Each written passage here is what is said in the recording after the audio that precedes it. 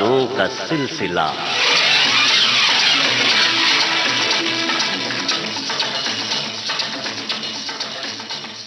जब जब तुम्हें भुला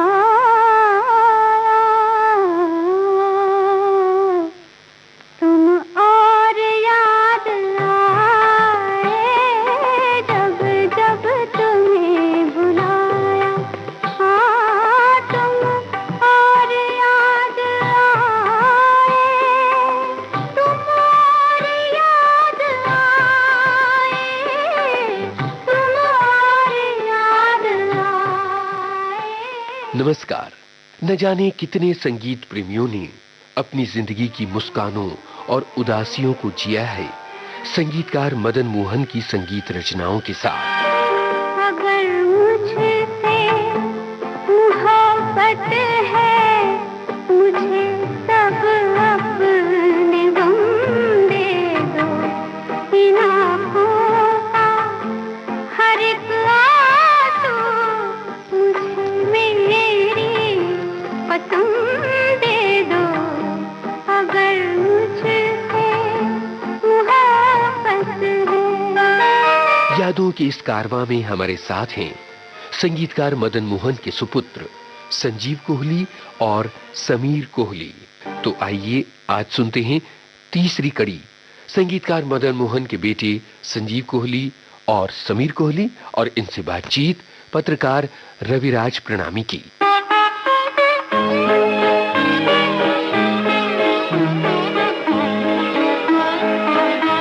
दो घड़ी वो जो पास आ बैठे, दो घड़ी वो जो पास आ बैठे। हम ज़माने से दूर जा बैठे, हम ज़माने से दूर जा बैठे। दो घड़ी वो जो पास आ बैठे। मदन मोहन, उनके तो नाम में ही पता नहीं क्या सम्मोहन है कि आप नाम लीजिए और आपका बदन सहर उठने लगता है। शरीर का रोम रोम मानो ये ऐलान कर देना चाहता है कि तुम क्या जानो, तुम क्या हो। तुम जो मिल गए हो तो ये लगता है कि ये जहां मिल गया। मदन मोहन के संगीत में वही मदहोशी है। आप घंटों, हफ्तों, महीनों, बरसों सुनते चले जाएं और आपको होश नहीं रहता। दिल उनको उठा के दे दिया, कुछ घबरा के, कुछ शर्मा के। अब सोचते हैं ये क्या किया, कुछ घबरा के, कुछ शर्मा के। दिल उनको उठा के दे दिया। मुझे एक और किस्सा याद आया रवि जी। मेहदी हसन साहब से जब मैं मिलने गया लाहौर, कराची, तो उन्होंने मुझे एक किस्सा सुनाया।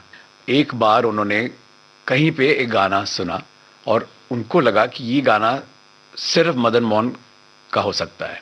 लता जी की गज़ल थी, लेकिन उन्होंने वो पहले कभी सुना नहीं था। वो फिल्म शायद कभी उनके बारे में फिल्म में भी नहीं सुना था। तो उन्होंने पाकिस्तान के HMV से कहा कि आप बॉम्बे HMV फ़ोन करके पूछिए ये गाना किसका है, कैसे हो सकता है जब मदन जी को गुजरे 2 साल हो गए हैं, तो ये किसने बनाया, ये धुन किसकी हो सकती है। वो गाना था रुके रुके से कदम रुके बार बार चले, फिल्म मौसम का।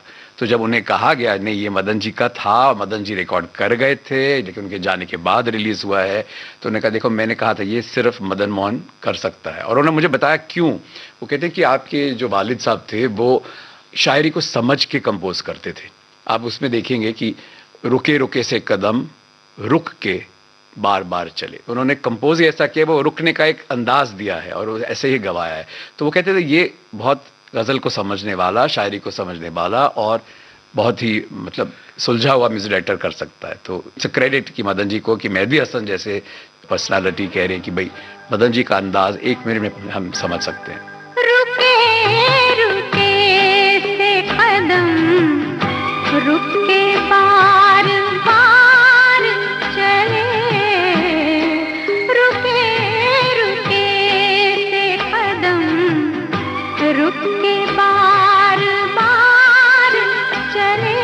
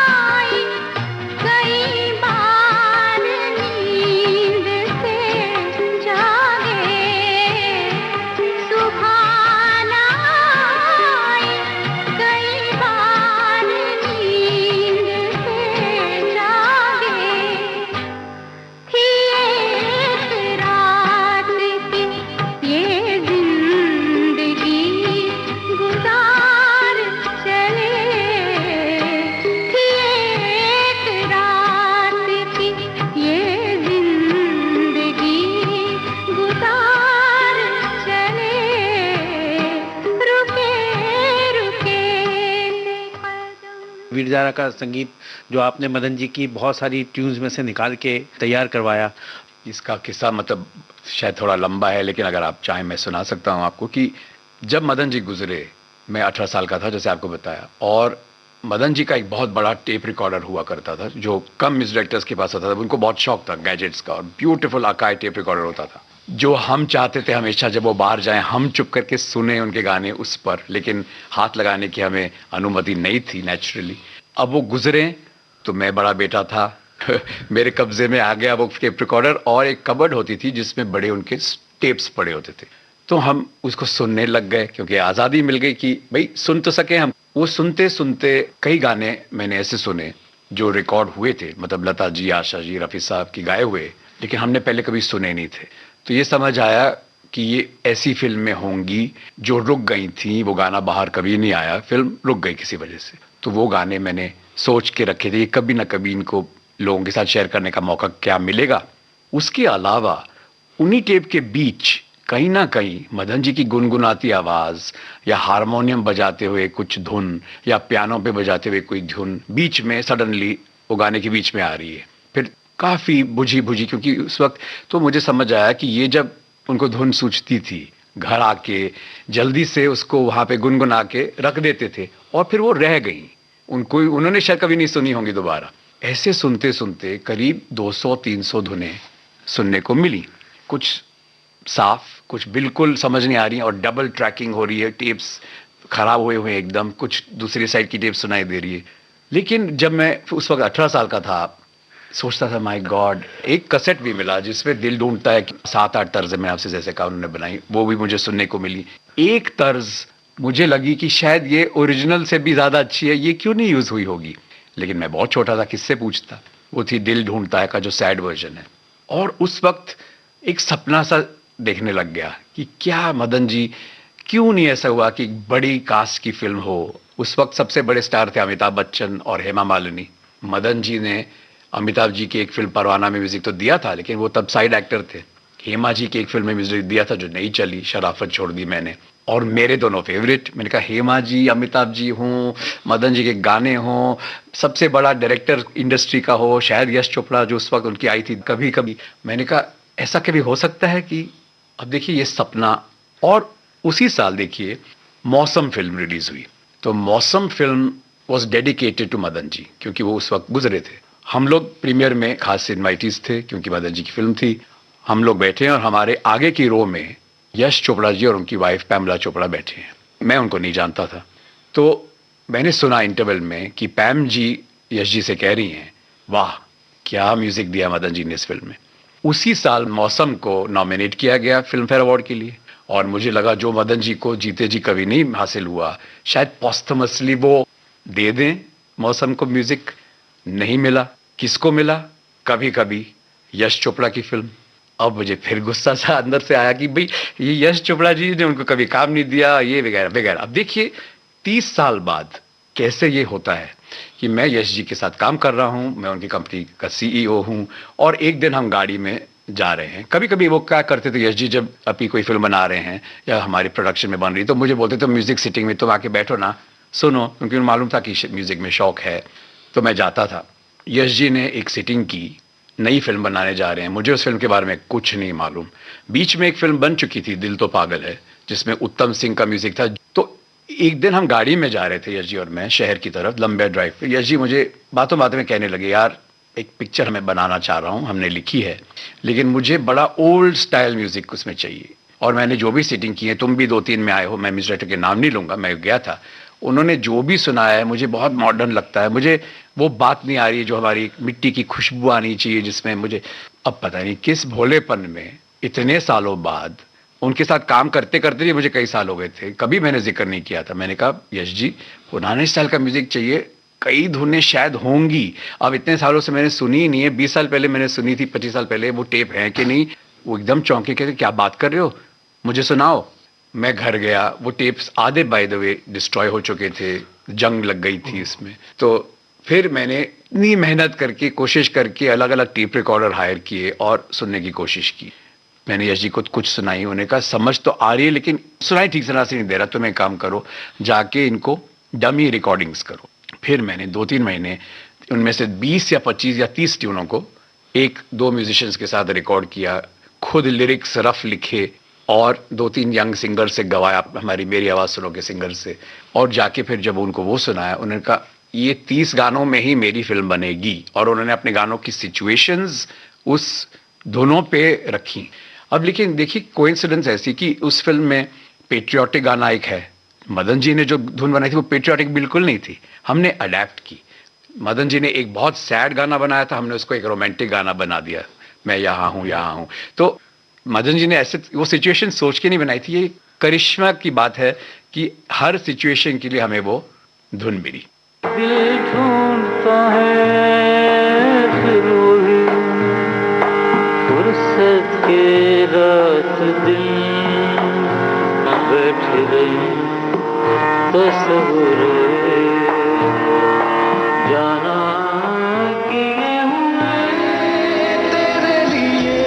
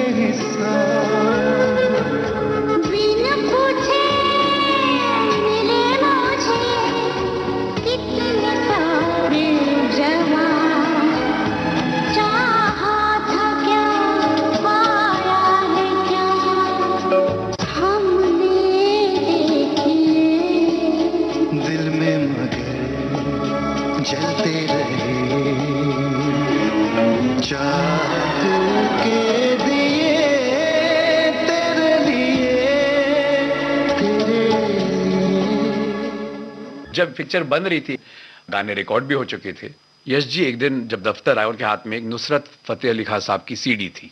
तो मैंने कहा आज नुसरत साहब को कैसे सुन रहे हैं? तो उन्होंने कहा मुझे फिल्म की बैकग्राउंड के लिए करीब 2 मिनट की एक कवाली चाहिए, सिर्फ बैकग्राउंड म्यूजिक में, दरगाह का सीन है। तो मैं सोच रहा हूँ अभी कहाँ से मदन जी की ट्यून मिलेगी हमें उसके लिए, तो मैं रिकॉर्डिंग से पुरानी सिर्फ बैकग्राउंड के लिए डाल। तो मैं कहा यश जी मुझे 2 दिन दीजिए। और मैं घर गया, आप बिलीव नहीं करेंगे कि मैंने पहला टेप जो लगाया, ये पहले मैंने नहीं सुना हुआ है, मैंने ऐसे कहा नया टेप लगाता हूँ। उसमें ही मुझे 3-4 कवालियों की धुनें मिली जो शायद मदन जी ने लैला मजनू के दरगाह के सीन के लिए बनाई थी, ऑप्शन जो नहीं यूज हुई। यश जी को मैंने अगले दिन सुनाई तो आदित्य चोपड़ा और यश जी इतना खुश हुए, उन्होंने कहा इनमें से 3 पसंद हैं, तीनों चाहिए हमको। मैं कहा कि 2 मिनट की कवाली में 3 धुनें कैसे इसमें डालूंगा। वो कवाली फिर 9 मिनट की हुई, फिल्म में 2 बार आई और हमने 2 ट्यूनों को मिला के वो कवाली बनाई।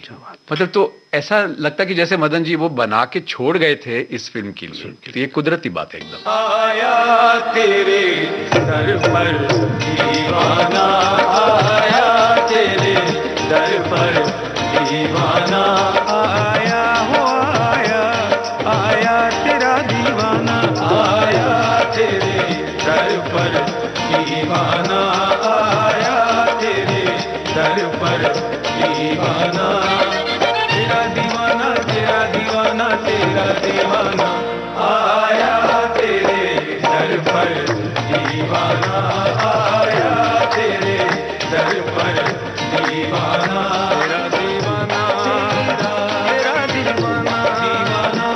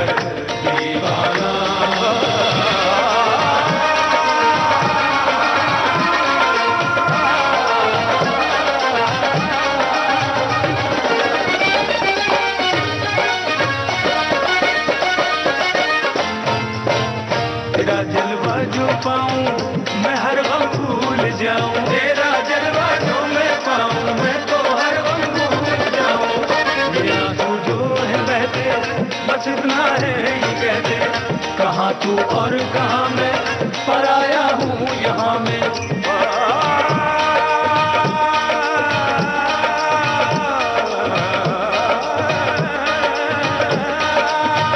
करम इतना अगर हो कि मुझ पर एक नजर हो, करम इतना अगर हो कि मुझ पर एक नजर हो, जानो दिलवार दूं मैं, जिंदगी हार दूं मैं, ऐसे शम्मा पे मरता है परवाना, आया किस मोड़ पे अफसाना, आया किस मोड़ पे अफसाना, आया किस मोड़ पे अफसाना, आया तुम्हारी याद आए।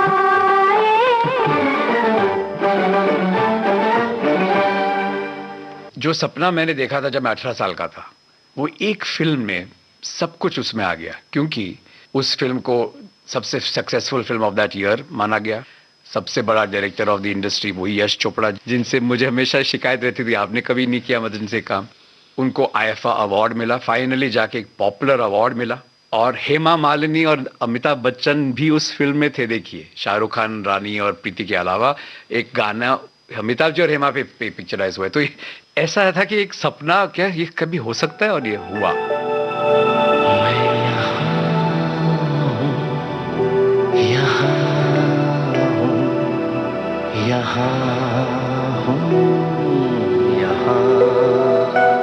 मदन जी को खुद को अपने ऐसे कौन कौन से गीत रहे हैं? वैसे तो उनके सारे गीत ही सबसे जबरदस्त थे, पर आपने घर के माहौल में कौन से ज्यादा करके सुना करते थे? मदन जी का एक बहुत गाना पसंद था उनका, आपके पहलू में आकर रो दिए। अक्सर मैंने उन्हें गुनगुनाते हुए सुना, जहां तक मुझे याद आ रहा है। मदन जी जब कभी कभी छोटी पार्टी में जाते थे और लोगों को कहते मदन जी कुछ सुनाइए दोस्तों में, तो वो एक गाना जरूर गाते थे जो इतना शायद नहीं चला उस वक्त, सावन के महीने में। क्योंकि मदन जी को अपनी ड्रिंक का बहुत शौक था और वो साथ में ग्लास लेके ये गाना जरूर गाते थे। एक आग सी सीने में लगती है तो पी लेता हूँ, दो चार घड़ी जी ले लेता हूँ। और उसका एक सैड वर्जन भी है नज़म स्टाइल में, जो वो शुरू करते थे, सोचता हूँ पीऊँ या जीऊँ। इतनी अच्छी तरह से गाते थे वो गाना कि लोग उनको बार बार वही गाना गवाते थे। इसी फिल्म का एक और गाना जो उनको बहुत पसंद है, वो कभी ना कभी, कहीं ना कहीं। शायद दिल में उनके कहीं वो चीज रह गई। उन्हें हमेशा इस बात का ख्याल था, कभी ना कभी तो कोई उन्हें वो शख्स मिलेगा जो परखेगा उन्हें और उनकी काबिलियत को पहचानेगा। कभी न कभी, कहीं न कहीं, कोई न कोई तो आएगा। कभी न कभी, कहीं न कहीं, कोई न कोई तो आएगा। अपना मुझे बनाएगा, दिल में मुझे बसाएगा। कभी न कभी, कहीं न कहीं, कोई न कोई तो आएगा।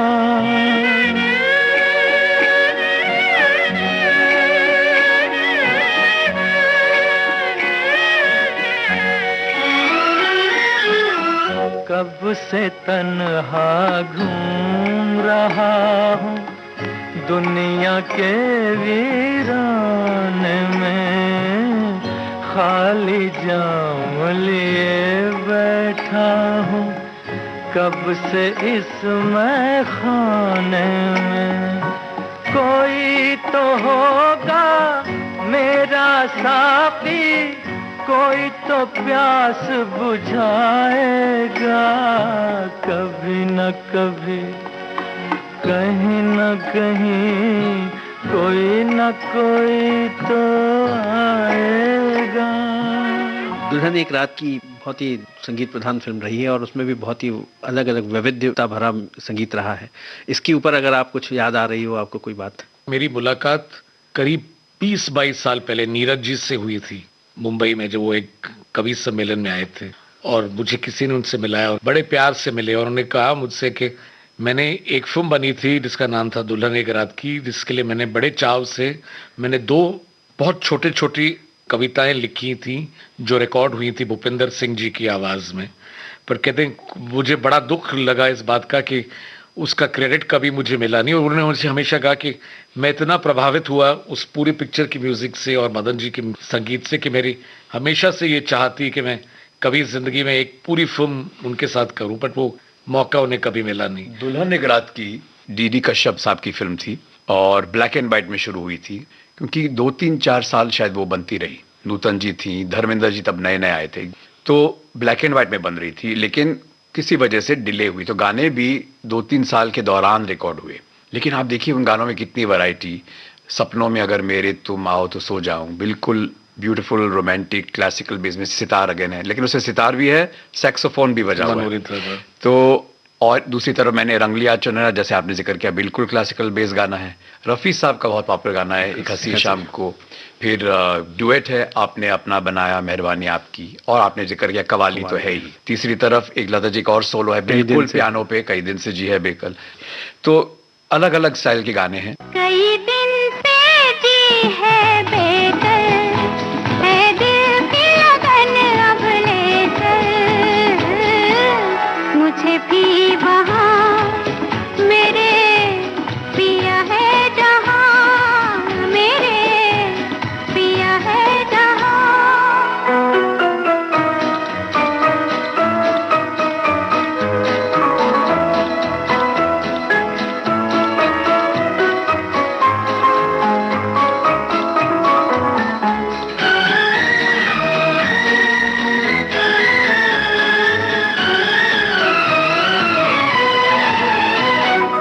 बिछड़ी नजर नजर से तो बेचैन हो गई, बिछड़ी नजर नजर से तो बेचैन हो गई, ऐसे लगा के जैसे कोई चीज खो गई, अब उनके बिना हूँ ऐसे जैसे नैना बिन काजल। कई दिन से जी है बेकल, है दिल की लगन अब लेकर, मुझे भी वहाँ मेरे पिया है जहाँ, मेरे पिया है जहाँ। उस वक्त सुनने वालों को म्यूजिक सुनने का मौका दो ही तरीके से मिलता था। एक तो या तो जाके थिएटर में फिल्म देखो, या फिर विविध भारती पे गाना सुनो। तो वो गाने फिर अगर पिक्चर शायद नहीं चलती थी, दूसरी प्रॉब्लम आती थी कि ये रिकॉर्ड बहुत कम बनते थे। एक कंपनी होती थी एचएमवी उस वक्त, और बड़ी लिमिटेड प्रोडक्शन कैपेसिटी होती थी। तो अगर फिल्म नहीं चली, उसका रिकॉर्ड नहीं बनता था या फिर डिसकंटिन्यू हो जाता था, तो फिर रेडियो तक भी शायद वो रिकॉर्ड कभी कभी नहीं पहुंचता था। छोटी फिल्म हो तो शायद सिर्फ ईपी बनाते थे और गाने कट जाते थे। 4 गाने एक ईपी पे होते, 3-3 मिनट के गाने होते थे, तो फिर लोगों को या रेडियो को वही गाने मिलते थे बजाने के लिए जो रिकॉर्ड पे होते थे। तो कई गाने ऐसे रह गए, कई फिल्में जो चली ही नहीं, लोगों ने उन गाने को सुना ही नहीं। ये मदन जी का हमेशा दिल टूटता था। अब जैसे कि जहां आरा उनकी फिल्म थी, मेरे ख्याल से शायद 3 दिन चली फिल्म, फ्राइडे को रिलीज हुई, मंडे को थिएटर से उतर भी गई।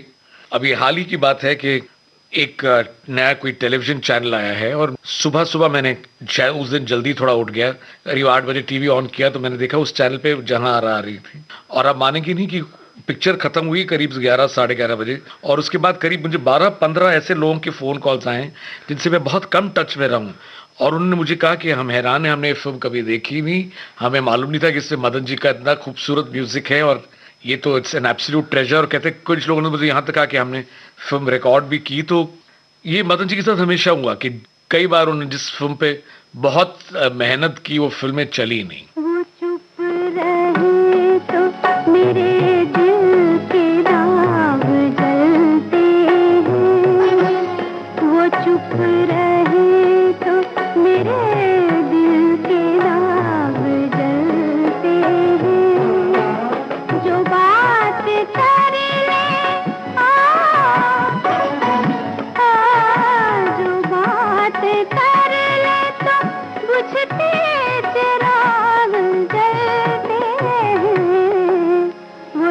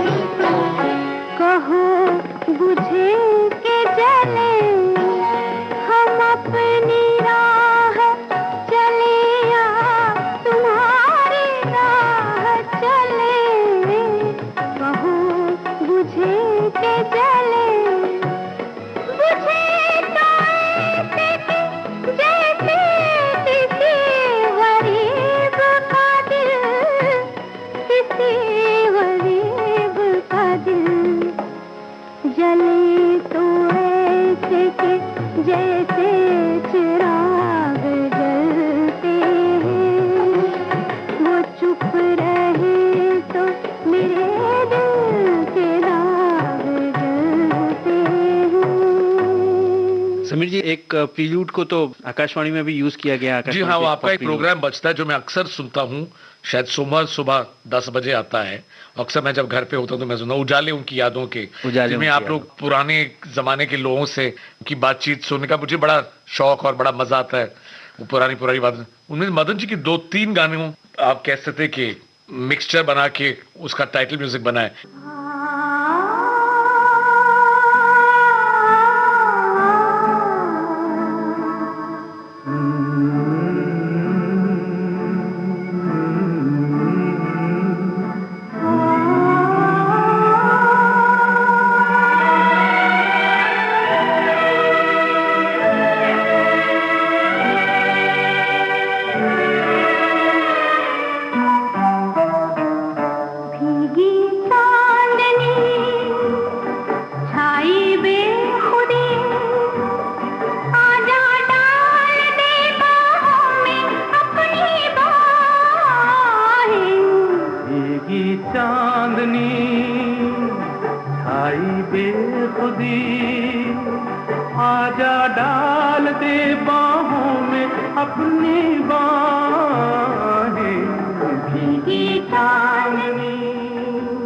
हाँ, इसी से मुझे याद आया कि रेडियो सिलोन में भी मदन जी के 2 गानों के इंट्रो म्यूजिक का सिग्नेचर ट्यून बनाई गई थी। आप लोगों को उनके कौन कौन से गीत जो बहुत दिल के करीब हैं?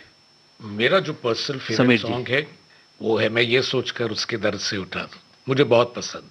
एक अजीब किस्म का मूड है। अगर आप फिल्म में भी गाना देखें तो अक्सर कुछ सेक्शंस होते हैं ऑडियंसेस के जो सैड गाने पसंद नहीं करते और उस वक्त गाने के वक्त बाहर चले जाते हैं।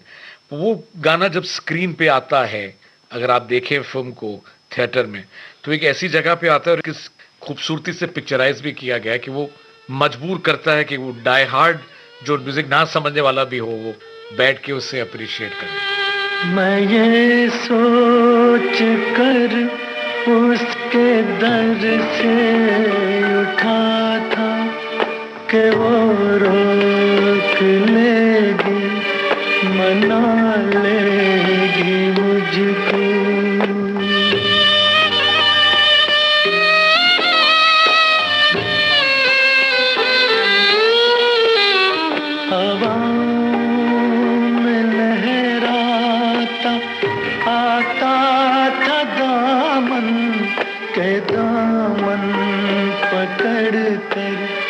बिठा लेगी मुझको।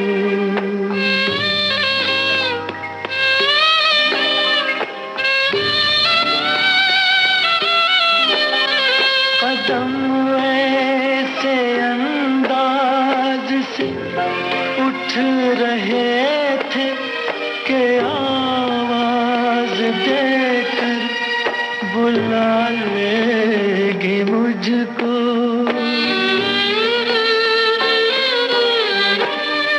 मगर उसने रोका न उसने मनाया, न दामन ही पकड़ा, न मुझको बिठाया, न आवाज ही दी, न वापस बुलाया। मैं आहिस्ता आहिस्ता बढ़ता ही आया, यहाँ तक के उससे जुदा हो गया मैं। यहाँ तक के उससे जुदा हो गया मैं, जुदा हो गया मैं, जुदा हो गया मैं, जुदा हो गया मैं, जुदा हो गया। संजीव जी, देखिए, पसंदीदा गाना किसी का भी, चाहे हम लोग उनके बेटे हैं, हमारी पसंद लोगों से अलग होगी, लेकिन हमेशा कोई ना कोई याद जुड़ी होती है, कोई ना कोई एक पहलू उस गाने का होता है जो आपके दिल में बस जाता है गाने के अलावा। तो बहुत सुनने वाले भी किसी की प्रेमिका के लिए उसने गाना उस वक्त गाया हो या भी जो भी हो, मतलब उनकी कोई एक वजह होती है। मैं एक चीज यहाँ जरूर कहना चाहूंगा रवि जी कि आजकल दौर ये बदला है कि पुराने गानों के लिए भी विजुअल्स लोगों के लिए इंपॉर्टेंट हो गए हैं, क्योंकि माध्यम जो है वो यूट्यूब है, टेलीविजन है, तो लोगों की इमीडिएट अटेंशन ज़्यादा पिक्चराइजेशन पे जाती है। मदन मोहन जी रेडियो के म्यूजिक डायरेक्टर मैं मानता हूँ, वो इसलिए कि लोग उनका गाना सुनते हैं, देखते कम हैं, क्योंकि कई गाने तो फिल्मों से कट गए थे तो लोगों को देखने को ही नहीं मिले, या कई गानों की एक्ट्रेस एक्ट्रेसेस शायद लोगों के पसंद के ना थे। ये लोग आम कहते हैं कि भाई किसी को शायद याद नहीं है कि संजोग के गाना वो भोली दास्तां जो इतना पावरफुल गाना कैसे फिल्माया गया था, किसी को याद ही नहीं है, लेकिन वो गाना उससे पार चला गया है। तो ऐसे कई गाने हैं जो फिल्मों से कट गए थे, मदन जी को भी बहुत पसंद थे, हमें बहुत ज़्यादा पसंद है, लेकिन शायद लोगों ने इतने सुने नहीं। अब एक गाना है जैसे मैंने अभी जिक्र किया, सपनों में अगर मेरे, बहुत कम लोगों ने सुना है, बहुत सुंदर गाना है। हकीकत का एक गाना खेलो ना मेरे दिल से जो कट गया था, एक फिल्म चिराग में गाना है, मुझे वो इसलिए याद है कि हम उस रिकॉर्डिंग पे मौजूद थे, और वो कुछ 8-9 महीने का गाना है, बिल्कुल फोक बेस गाना है, क्लासिकल ट्यून है लेकिन अरेंजमेंट सारे उससे सितार भी है और रिदम के जो चेंजेस हैं, तो वो गाना रिकॉर्ड होते होते कुछ 12 घंटे लगे, क्योंकि म्यूजिशियंस अगेन गलती बहुत कर रहे थे। तो मदन जी वो गाना इतना उनको अच्छा लग रहा था, मेघ मल्हार पे आधारित था, लेकिन किसी को याद ही नहीं है। वो पिक्चर एक हफ्ते शायद चली, चिराग। तो ऐसे कई गाने हैं जो अब हमें इतने अच्छे लगते सुनने में। छाई बरखा बहार परे अंगना पुआर, छाई बरखा बहार परे अंगना पुआर, सैया आके गले लग जा छाई बरखा बहार परे अंगना पुआर, सैया आके गले लग जा छाई बरखा बहार परे अंगना पुआर।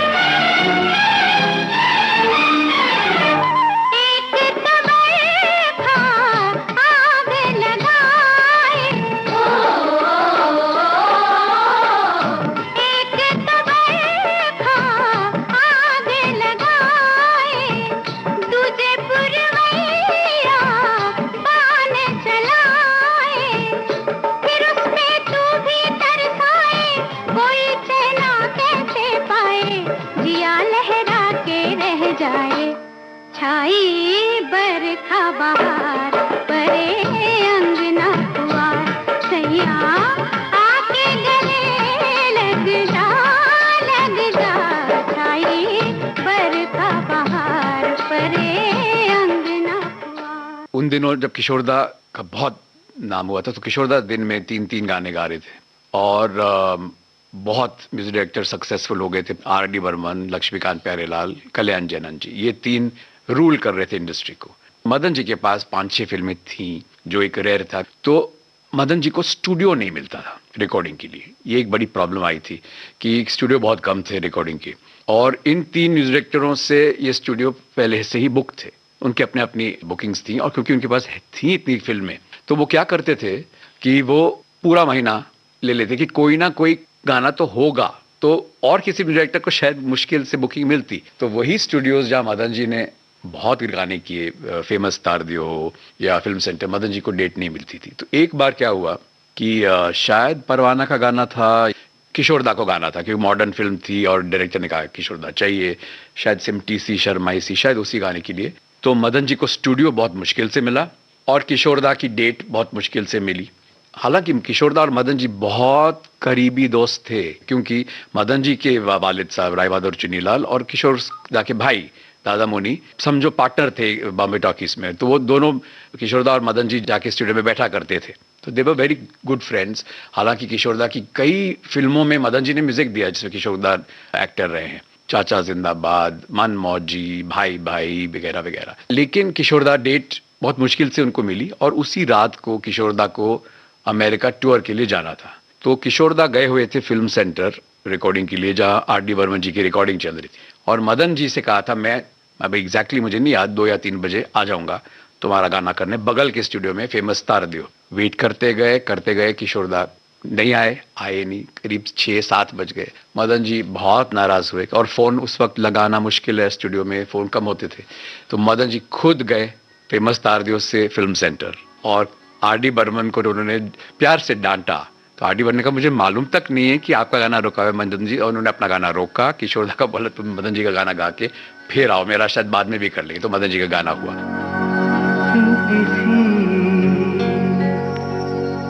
शर्माई सी किस दुनिया से तुम आई हो, सिमटी थी शर्माई थी किस दुनिया से तुम आई हो, कैसे जहां में समाएगा इतना हुस्न जो लाई हो, सिमटी थी शर्माई थी इस दुनिया से तुम आई हो।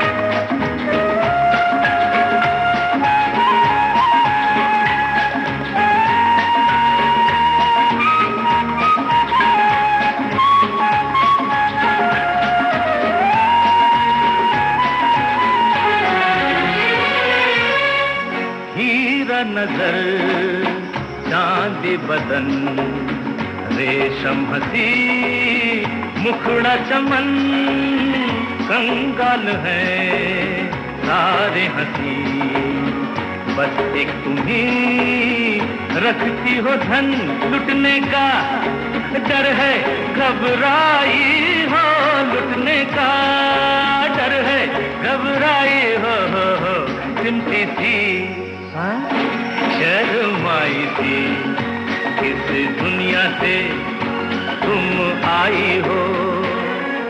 कहना मैं ये चाह रहा हूँ कि लास्ट फ्यू डेज में सिंगर का भी डेट मिलना मुश्किल होती थी, स्टूडियो मिलना मुश्किल होती थी, तो गाने अगर रिकॉर्ड ही ना हो इजीली तो फिर प्रोड्यूसर का कॉन्फिडेंस शेक होता था। लेकिन फिर भी मदन जी ने कई फिल्में की, उनके एंड तक फिल्में उनके पास थी और बाद में रिलीज हुई, कुछ छोटी कुछ बड़ी।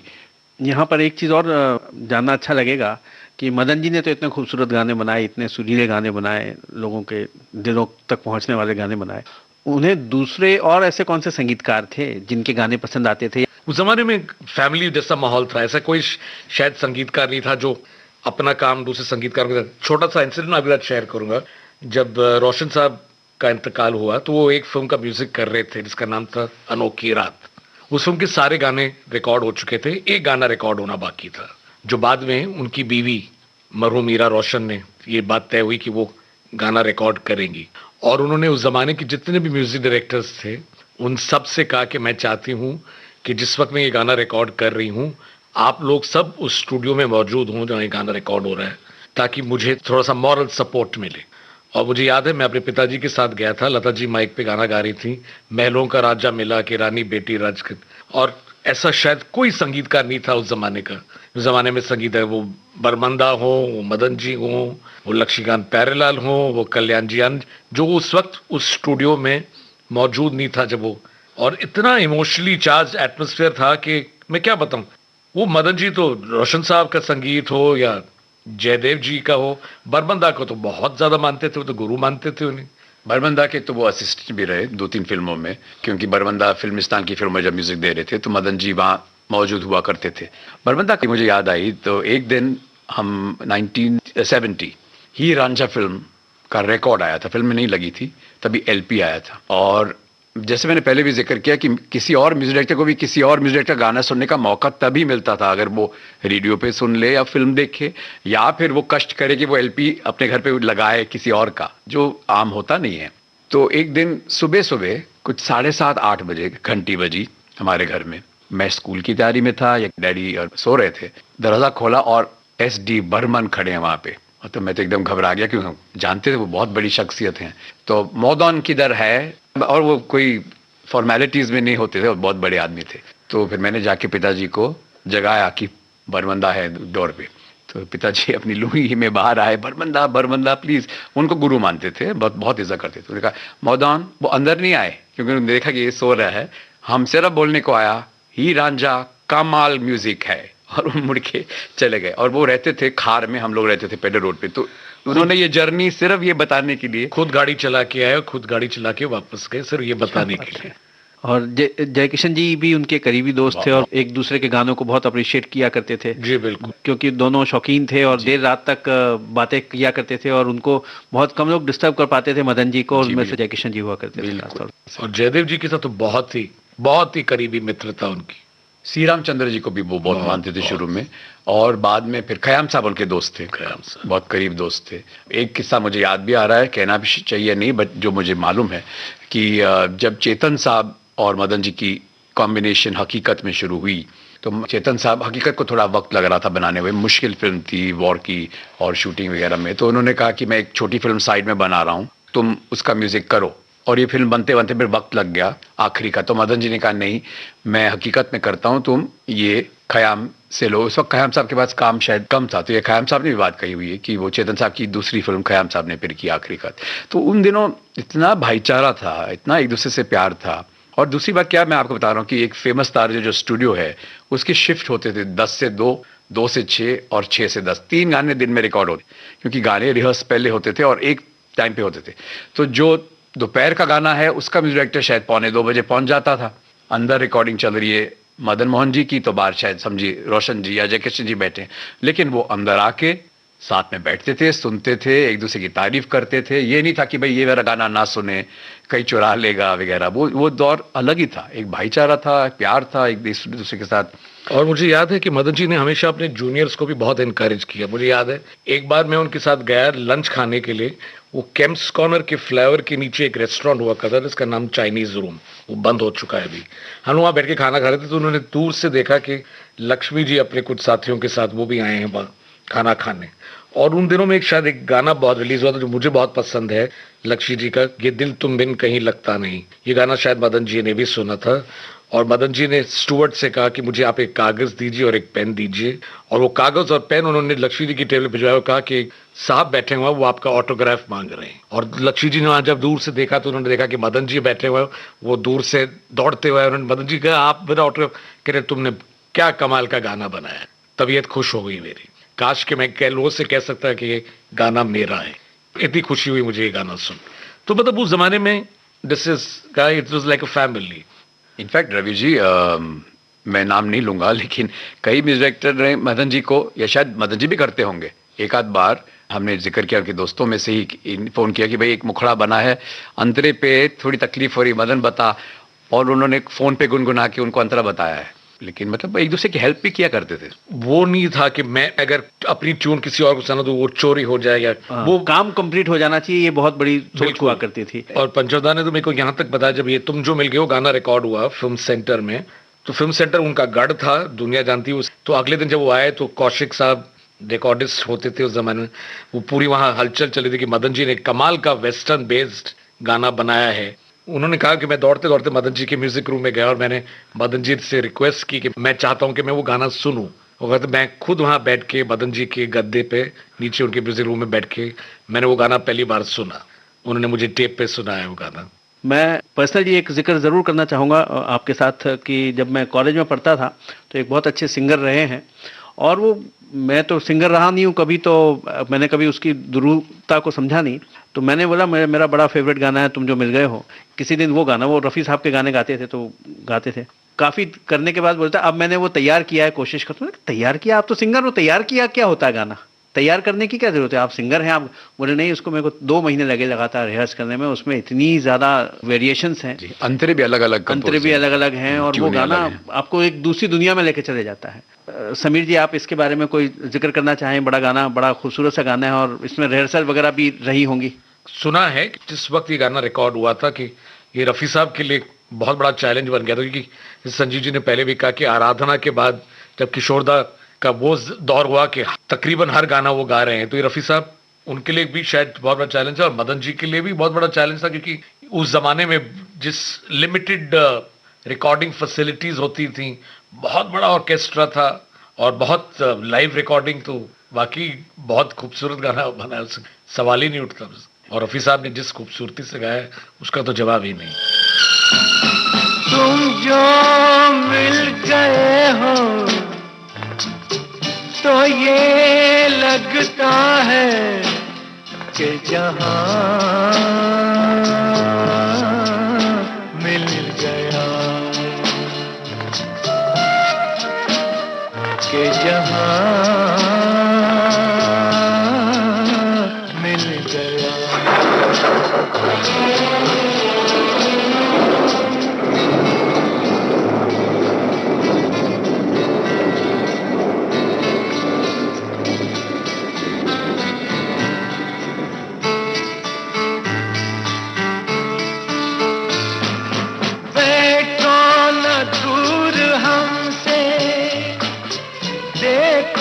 खफा न हो, बैठो न दूर हमसे, देखो खफा न हो, किस्मत से मिल गए हो, मिलके जुदा न हो, किस्मत से मिल गए हो, मिलके जुदा न हो। मेरी क्या खता है, होता है ये भी कि ज़मीं से भी कभी आसमां मिल गया, कि जहां मिल गया।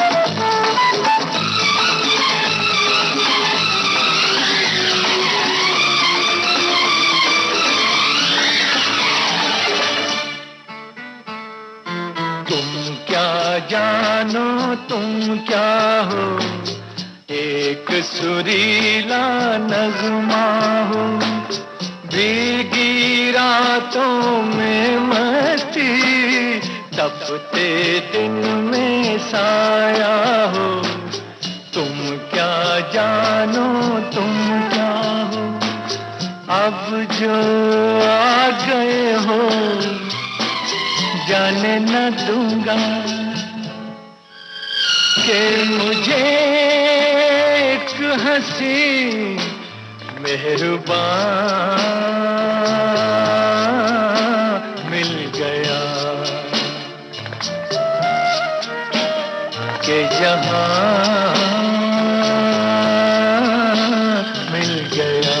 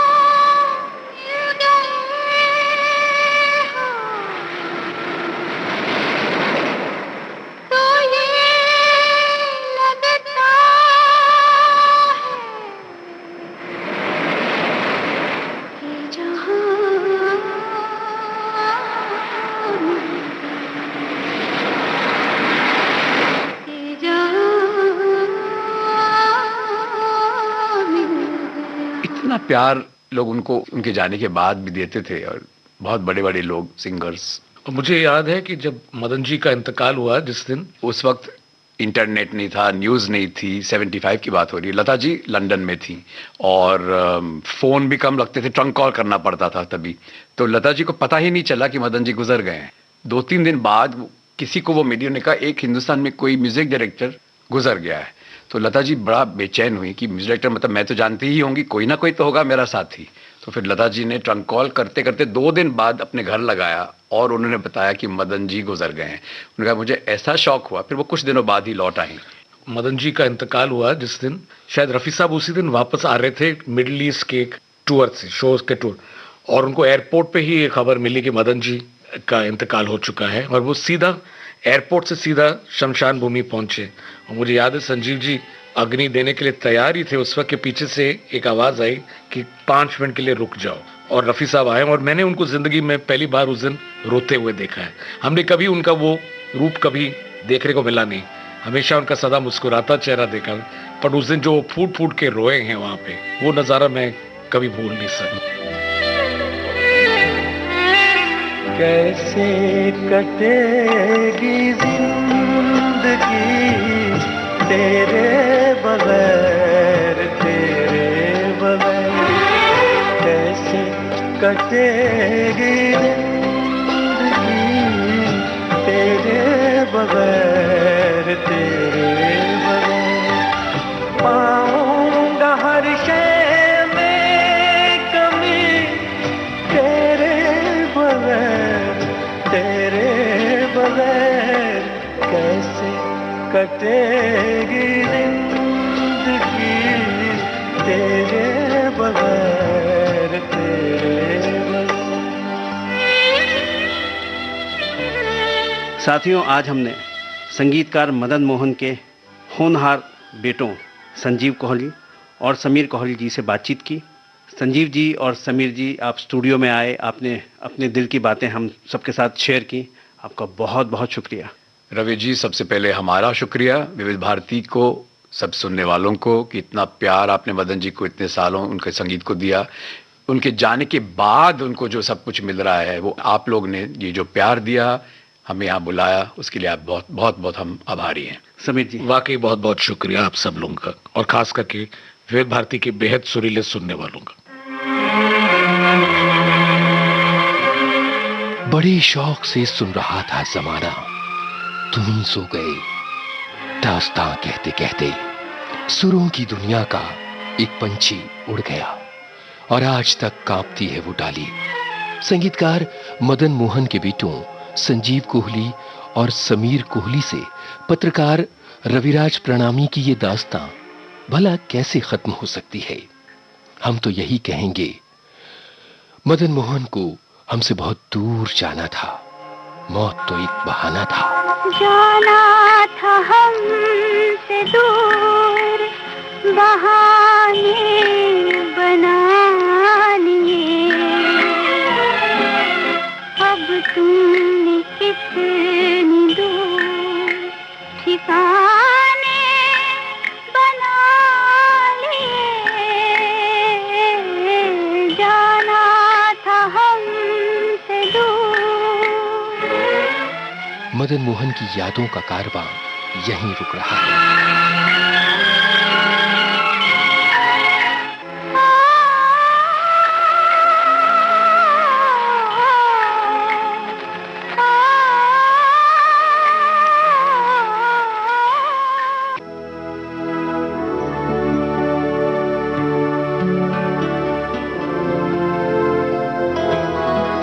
यादों का सिलसिला।